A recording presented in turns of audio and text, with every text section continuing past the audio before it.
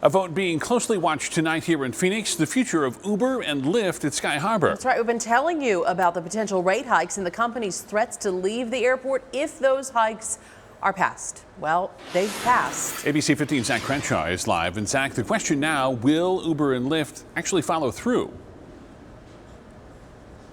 That is the question, and it appears that both rideshare giants will. In fact, Lyft already sent this message to their drivers saying they're going to cease operations at the airport come January 17th. Now, that's going to affect a lot of different people. It's going to affect the airport and the city because they're not going to get the fees they just voted to increase. It's going to affect the passengers at Sky Harbor, who are going to have to find new options that are likely going to be more expensive, and it's going to affect the drivers that wait here at the airport and rely on this money for their monthly income. In the crowded parking lot near Sky Harbor, you'll find Caitlin Slinkard. Every day. That's where I start my night. She says it's safer as a female driver.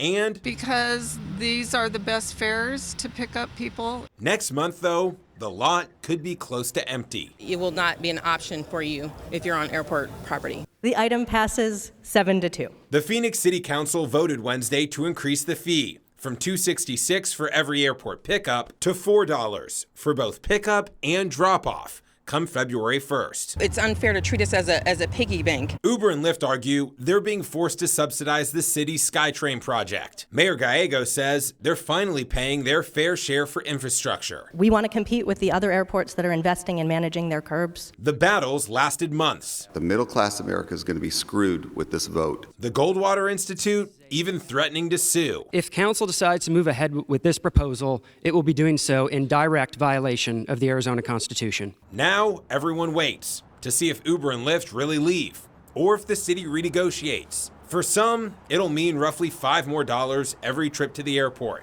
But for Caitlin, it's half her monthly income. I'll have to go find another job. I don't know. Now, a handful of other cities have either similar or even higher fees, but Uber and Lyft have not withdrawn from those airports. One other thing that's not being discussed, potential unintended consequences. Will locations pop up right off airport property for pickup? And will other apps be created to potentially fill this void if they're willing to pay that new increased fee? Katie, we may find out in a month. Yeah, we'll be tracking it all. There always seem to be the workarounds that pop up. Thank you, Zach.